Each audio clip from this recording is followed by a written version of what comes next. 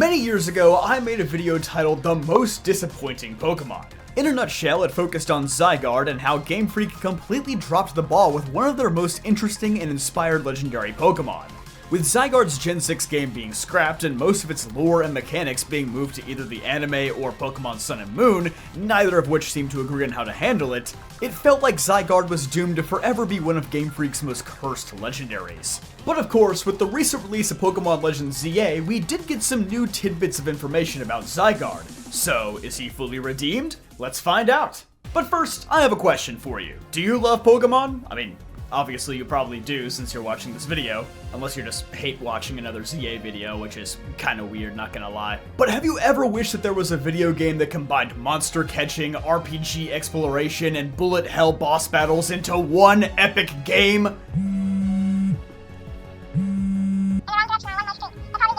Oh, there is one already?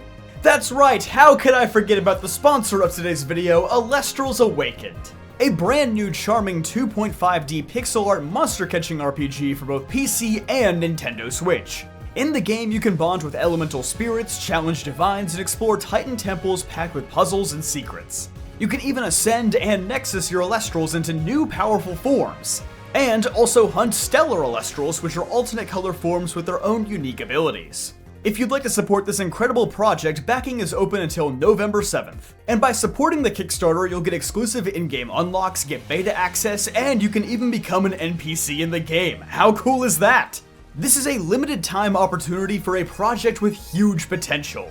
Be sure to click my link below to back Alestral's Awakened and get those rewards while they last. Thank you Alestrals for sponsoring, let's get back to the video. Similar to all other third version legendaries, Zygarde had little in terms of lore in Pokemon X and Y.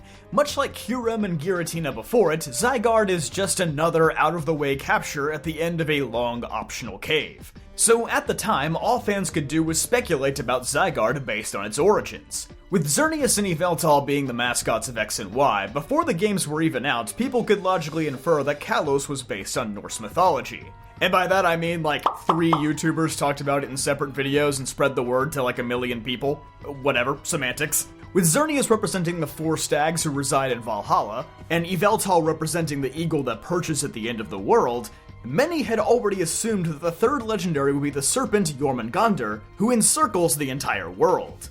This is presumably the inspiration behind Zygarde's typing as well, with Xerneas representing the upper realm or the peaceful afterlife, Yveltal representing the underworld, and Zygarde representing Earth, or Midgard as it's commonly referred to. Being the large dragon that encircles the Earth, what better typing than Dragon Ground? However, in the actual game, the only hint we get about Zygarde's true role, as usual, takes the form of a cryptic Pokédex entry. The Pokédex refers to it as the Order Pokémon, and in Pokémon X, its dex entry reads, when the Kalos region's ecosystem falls into disarray, it appears and reveals its secret power. But of course, this just left us with more questions than answers. How exactly does Zygarde keep the ecosystem in order? Where was it during the Ultimate Weapon Crisis? What secret power does it have?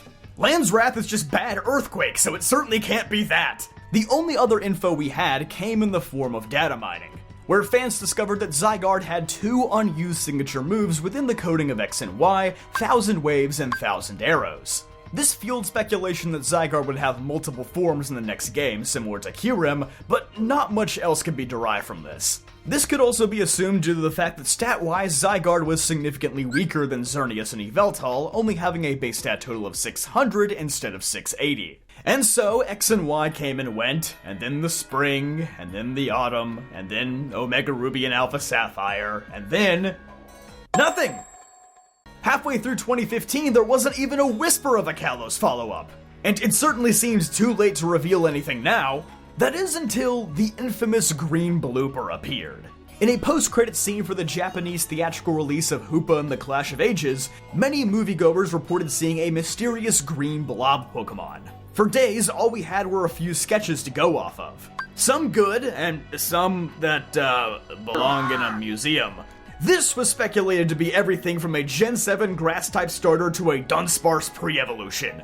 Of course, eventually it was in fact revealed to be a Zygarde core, whatever the heck that was supposed to mean. But in a surprise twist, it would be the star of the new Pokemon XYZ anime arc rather than the mascot of a new Zygarde-focused game.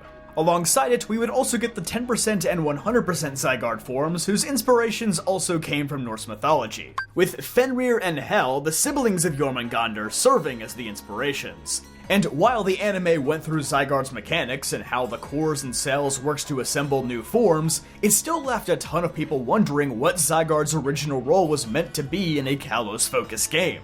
Of course, after many years of Pokemon leaks, we now know that there was in fact meant to be another pair of Kalos games after Omega Ruby and Alpha Sapphire, simply being labeled Kalos 2 in the internal Game Freak files. Whether it was meant to be sequels like Black 2 and White 2 or separate enhanced versions like Ultra Sun and Ultra Moon is completely unknown though. But we now know that whatever plans they had for Pokemon Z evaporated when the Pokemon Company expressed more desire to have Sun and Moon release on the 20th anniversary in 2016. Because, well, that's a lot more exciting than having to play through Kalos a second time. So with a Kalos follow-up being scrapped, Zygarde ended up being very hastily moved over to the Alola region, where the writers really struggled to convey what the heck it was actually doing there. Yeah, Sun and Moon doesn't really know what to do with Zygarde, other than give you a Zygarde cube and send you on a wild cell hunt. And they also add this place called Resolution Cave to the post-game, whose bottom floor is identical to Terminus Cave in Kalos, and literally no explanation is ever given for this either. And then Ultra Sun and Ultra Moon said, oops, there was supposed to be a Zygarde in here, let's just go ahead and put that in. On the bright side, the Alola games finally made 10% and 100% Zygarde usable in the games, and slightly retconned the lore from the anime, where it had 2 cores instead of the intended number of 5. According to Pokemon.com, the 5 cores are meant to reside in the tail, and the complete form's 4 snake-like wings, and this is never mentioned in the actual game for some reason. Also, what about the head? Doesn't that seem like a good place for a core? Is Zygarde complete form literally just head empty, no thoughts? In all honesty, I actually kind of like the anime approach more. It makes way more sense that there's just 2 cores controlling 2 50% Zygardes in different regions. Biological weirdness aside, we still don't ever really learn why Zygarde is in Alola. The only good guess I have is that it could sense the impending Ultra Beast crisis and decide to stay posted here. But following the end of Generation 7, it looked like Zygarde would never be revisited. We now knew everything about it, but we're never going to truly see it in action, which was very disappointing. Almost as disappointing as the number of people watching who aren't subscribed. I would really appreciate it if you did. But then, a bombshell announcement out of left field. We all thought we were going back to Unova, but Game Freak said get your croissants and get ready to be pickpocketed because we're going back to France. And finally, Zygarde would be the star of its own game after 12 years of waiting. And yes, if you haven't finished ZA yet, including the post-game, this is where the spoilers begin, so be warned. In a surprising twist, ZA actually places very little emphasis on the Zygarde cells and cores. In fact, I am fairly certain that a Zygarde core only appears in the flesh once throughout the entire game, where you see a couple of them crawling towards Zygarde before it transforms into the 50% form during the tournament arc. And during the transformation to 100% form, the climax of the story, you do see a couple of red flashes which are implied to be Zygarde cores. Which is so strange given how prevalent the core was during the X and Y anime. Heck, it's even featured in the key art for the game, and it only appears once in a blink and you'll miss it scene? Kinda wild. This game is also weird because there is a lone Zygarde cell that follows you throughout the game and appears to be sentient even though they're just supposed to be like these lifeless security cameras for Zygarde. I don't know, maybe this one was supposed to be a core and it was just an oversight by the devs? I think even the average Pokemon fan has trouble distinguishing a Zygarde cell from a core sometimes, so I wouldn't doubt it. Regardless, the functionality of the cores and there being a specific number of them is literally never touched upon in this game, which is mildly disappointing. I'm guessing they probably wanted to have another Zygarde cell collectathon in this game, but since you would literally need all 100 Zygarde cells to access the end of the game, they probably just scrapped the idea and made Lysander do it off-screen instead. Anyway, speaking of Lysander, he is where the bulk of the new Zygarde material comes from in this game, as he explains that Zygarde actually did show up during the crisis in Geosenge Town in Pokemon X and Y, but it wasn't until the moment just before the beam struck the ground, as Zygarde attempted to save as many people and Pokemon in the area as it possibly could, including Lysander himself.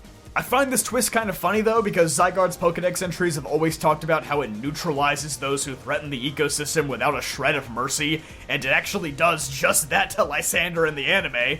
So I do find the idea that Zygarde would save Lysander to be a little bit ironic, but Lysander does offer an explanation for that as well, stating that he was once a man who gave too much to others, became frustrated with them, and then wanted to take everything for himself, and since Zygarde corrects the balance between giving and taking, it could sense the good in Lysander and it must have decided to spare his life. That aside, the really juicy stuff happens in the post-game, where after defeating and capturing Zygarde, Lysander reveals a little bit more about its capabilities.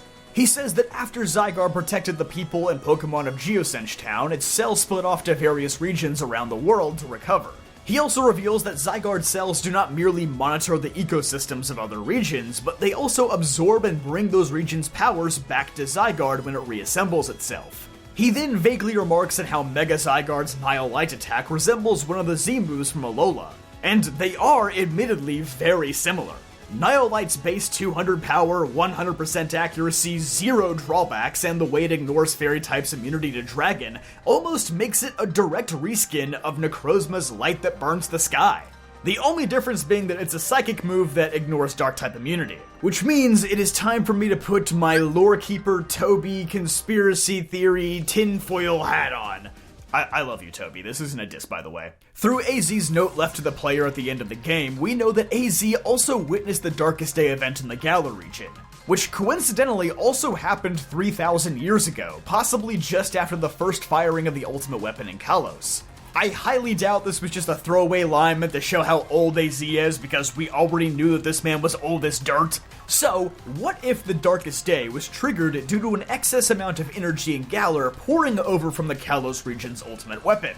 It is worth noting that Geosench Town is right on the western coast of Kalos, which would put it extremely close to Galar, assuming that these regions are in the same relative areas as real-life France and England.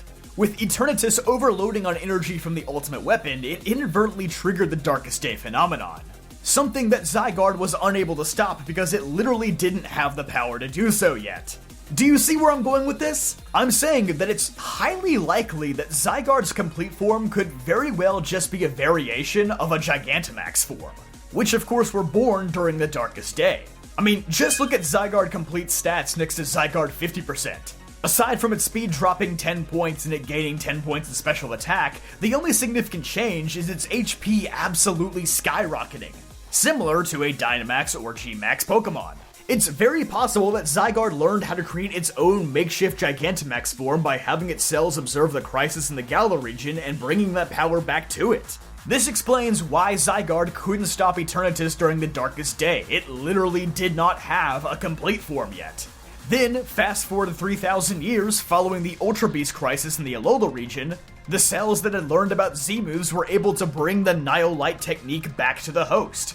And now, Zygarde can of course Mega Evolve, which essentially means this Pokemon has 3 gimmicks at the same time. It has literally every tool under its belt aside from terrestrialization. And even that has a decent explanation. Paldea never faces an ecological disaster on the same scale as Kalos, Alola, or Galar. The worst thing going on there is rogue biker gangs and a few prehistoric elephants getting loose and AI data centers in Area Zero driving up people's electric bills. Okay, that last one might be pretty bad actually. So yeah, Zygarde probably just didn't have any reason to observe the Paldea region. It's pretty peaceful, all things considered. But what's really cool about this revelation is that it means Zygarde can draw out virtually any power the Earth gives it. And similar to Jormungandr from Norse mythology, Zygarde does encircle the Earth. Maybe not in the same literal sense with its entire body, but with its cells observing every corner of the globe. I always loved its final transformation from the XY anime where it shows all the cells from around the world gathering to make its 100% form, because it feels like Pokemon's version of the Jormungandr surrounding the world. Almost as if in a loving embrace. And in the final moments of Pokemon Legends ZA, we finally see this power expressed before our very eyes. In a climax that feels remarkably similar to the end of the Pokemon XY anime. I almost feel like this was just meant to be the plot of Pokemon Z, but since it got scrapped, they just had to give the plot to the anime team to use, and then they reused some of those same elements here. But regardless, it's awesome to see that Zygarde finally got the moment that it had been waiting for. So what do you think? Was Zygarde properly redeemed? Did you want to see more? Let me know in the comment section down below. But don't forget to leave a like on this video if you enjoyed, subscribe for more videos just like this one, and I'll see you guys next time.